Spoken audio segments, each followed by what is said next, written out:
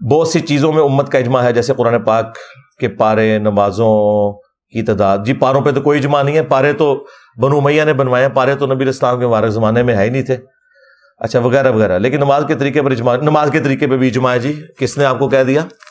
پوری دنیا کے مسلمان 5 نمازیں مانتے ہیں، فجر کے 2 فرض، ظہر کے 4، عصر کے 4، مغرب کے 3، عشاء کے 4. پوری دنیا کے مسلمان کسی بھی فرقے سے ہوں، چاہے سنی کسی اسکول آف تھاٹ سے ہوں، حنفی، شافعی، مالکی، حنبلی یا اہل حدیث، یا شیعہ میں سے ہوں، اثنا عشری ہوں، زیدیہ ہوں، اسماعیلیہ ہوں، سب کے سب ان رکعتوں کو اس طرح ادا کرتے ہیں کہ قیام کے بعد رکوع کے بعد سیدھا کھڑا ہونا، اور ہر رکعت میں 2 سجدے کرنا، 2 سجدوں کے درمیان بیٹھنا، 2 رکعتوں کے بعد بیٹھنا، اور مغرب کی نماز ہے تو 3 رکعتوں کے بعد بیٹھ کر، اور اگر ظہر، عصر اور عشاء ہے تو 4 رکعتوں کے بعد بیٹھ کر نماز کو مکمل کرنا. خروج بالسنعہ، خواہ وہ سلام پھیر کے ہو یا اس طرح کر کے ہو، نماز کو مکمل کرنا، اس کے اوپر اجماع ہے. باقی جو نٹی گریٹیز ہیں، رفع الیدین، یہ ساری چیزیں یہ نماز کی سنتیں ہیں. ان کے بارے میں جو اختلاف ہے وہ پہلے تو تھا افضلیت اور غیر افضلیت کا، لیکن آج کل یہ دشمنی کے آخری لیول کے اوپر پہنچ چکا ہے. اس میں تو ہمارا موقف یہ ہے کہ جہاں تک کتابوں کا تعلق ہے نا، سنی اور شیعہ دونوں کی کتابیں اس بات کی قائل ہیں کہ رکوع میں جاتے وقت اور رکوع سے اٹھتے وقت رفع الیدین کرنا نبی علیہ السلام کی دائمہ، متواترہ، مسلسل سنت ہے.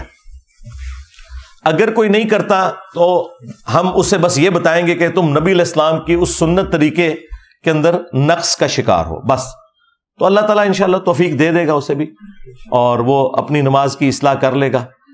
اس کو یوں مثال سے سمجھیں کہ 10 بندے بیٹھے ہوئے ہیں، ایک کی ٹانگ نہیں ہے، ایک کی آنکھ نکلی ہوئی ہے، کسی کا بازو ٹوٹا ہوا ہے، تو ہم 10 کے 10 لوگوں کو انسان ہی کہیں گے.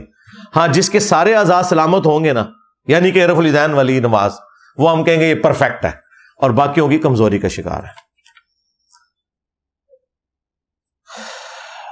محمدی نماز کیا رفع الیدین ضروری ہے؟ جی ضروری ہے. رفع الیدین کے اوپر میری تفصیلی ویڈیو دیکھ لیں. میں ایک سرکاری ملازم ہوں، میری تنخواہ سے جی پی ایف کی کٹوتی کمپلسری ہے. ہاں جی پی ایف کو انٹرسٹ فری کروا لے، میں نے بھی انٹرسٹ فری کروایا ہوا تھا. کٹوتی کے اوپر تو آپ کا اختیار نہیں ہے، لیکن انٹرسٹ فری کرانے پہ ہے. اور اگر آپ سمجھتے ہیں کہ انٹرسٹ فری کرانے پہ بھی نہیں ہے تو ٹھیک ہے، پھر ریٹائرمنٹ کے وقت آپ نے سود اور دوسری رقم کو الگ کر دینا ہے. سود کو بغیر ثواب کی نیت کے کسی بھی فلاحی کام میں کسی غریب آدمی کو دے دینا ہے، اور باقی رقم استعمال کر لینی ہے. اس پہ میری ویڈیو ریکارڈ ہے. جن والدین کے اسپیشل چائلڈ ہیں ان کے لیے آخرت میں کیا اجر ہے؟ دیکھیں دنیا میں جو بھی تکلیف ہے اس کے اگینسٹ آخرت میں اجر ہے. تو ظاہر ہے یہ اللہ تعالیٰ نے آزمائش میں ڈالا ہے آپ کو، تو ظاہر ہے اس قسم کا جب بھی کوئی معاملہ ہوگا، خواہ ماں باپ ہوں، اولاد ہو، ان کی اگر آپ خدمت کریں گے تو آخرت میں انشاءاللہ تعالیٰ آپ کے گناہوں کا کفارہ ہے، آپ کی جنت میں جانے کا سبب ہے، آپ کے لیے ایسی اولاد شفاعت کا ذریعہ بنے گی انشاءاللہ تعالیٰ.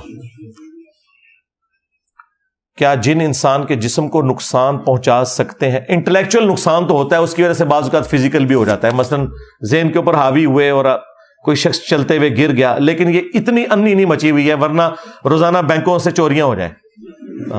جن کے پاس جنات ہیں تو بھائی ٹھیک ہے، امریکہ نے جہاں پہ وہ پہاڑوں کی ٹنلز کے اندر سونا سٹور کیا ہوا ہے تو نکلوائیں، کوئی ڈلیاں ادھر لا کے دیں، IMF کا قرضہ اتاریں. بزرگ تو نہیں اتار سکے تو چلیں آپ ہی اتروا دیں یار، اتنی کوئی انی نہیں مچی ہوئی. کیا جماعت کے لیے امام کے آگے ہونا لازمی ہے یا موبائل میں کسی کی لائیو جماعت کے ساتھ شامل ہو کر پڑھ سکتا ہے؟ یار یہ تو گاندھی صاحب نے ایک چوہا چھوڑا تھا، اللہ ان کو معاف کرے. اس طرح ہو سکتا ہے میرے بھائی؟ یہاں تو جماعت کے اندر جب آپ کی صفیں متصل نہ ہو تو پھر جماعت اسٹیبلش نہیں ہوتی. اور یہ لوگ کرتے ہیں، اس کو آپ مذاق نہ سمجھیں. لوگ یورپ امریکہ میں انہوں نے ریئل ٹائم خانہ کعبہ کی نماز لگائی ہوتی ہے اور اس کے پیچھے امام کعبہ کے پیچھے نماز پڑھ رہے ہوتے ہیں. بھائی ادھر کا ٹائم ڈفرنٹ ہے، یہاں کا ڈفرنٹ ہے، اور اس طریقے سے متصل وہاں تک صفحے بھی موجود نہیں ہے. اس طرح نہیں ہو سکتا بھائی. ایون یہ بھی نہیں ہو سکتا کہ ایک مسجد ہے اور اس محلے میں کوئی گھر ہے اور لوگ اپنے گھروں میں مسجد والے امام کے پیچھے نیت کر لیں. ایسے بھی نہیں ہوگا. صف کا متصل ہونا ضروری ہے. کیا رکوع کے بعد اٹھ کر ہاتھ باندھنے کی کوئی مضبوط دلیل ہے؟ بدعت ہے جی. یہ سعودی علماء نے بدعت شروع کی اور اللہ نے وہیں پہ مفتی اعظم سعودیہ نے جب اس کا فتویٰ دیا کہ یہ افضل ہے تو محدث اعظم جو سعودیہ تھے شیخ ناصر الدین البانی جو البانیہ سے تھے بعد میں سعودیہ میں آئے پھر وہاں سے بھی ان کو نکال دیا گیا لیکن آج بھی دنیا میں اس دور کے امام بخاری مانے جاتے ہیں. دیوبند بریلوی اور اہل حدیث تینوں انہیں اس دور میں حدیث کی فیلڈ کا بڑا امام مانتے ہیں. حتیٰ کہ غامدی صاحب بھی ان کی بڑی تعریف کرتے ہیں. تو انہوں نے باقاعدہ پھر جب نماز کے طریقے کے اوپر کتاب لکھی تو انہوں نے لکھا یہ نجدی علماء کی بدعت ہے رکوع کے بعد ہاتھ باندھنا, رکوع کے بعد ہاتھ چھوڑنے کے اوپر امت کا اجماع ہے. اس پہ میری تفصیلی ویڈیو ریکارڈ ہے, رکوع کے بعد ہاتھ باندھنا, وہ آپ دیکھ لیں. میرے والد نے ایک مسجد اور مدرسہ اللہ کی راہ میں وقف کیا اور ان کی خواہش ہے کہ ان کی قبر مدرسے میں بنائی جائے.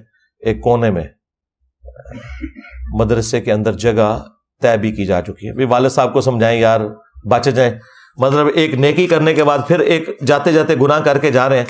یہ عموماً ان کی نظر میں یہ ہوتا ہے کہ جب وہاں پہ ہماری قبر ہوگی تو کوئی راہ چلتے ہوئے کوئی فاتحہ پڑھ دے گا, کوئی یہ کر دے گا, او بھائی کوئی بھی نہ پڑھے, آپ لاوارث بھی مر جائیں, ہاں اپنے اعمال ساتھ لے کے جائیں. ٹھیک ہے, مسلمانوں کی دعاؤں کا حصہ آپ کو ملے گا. ہمارے اوپر تو واجب ہے کہ ہر مرے ہوئے مسلمان کے لیے دعا کرنی. میں ہر اتوار کو یہاں بھی دعا کرواتا ہوں, ہم نماز میں بھی کرتے ہیں.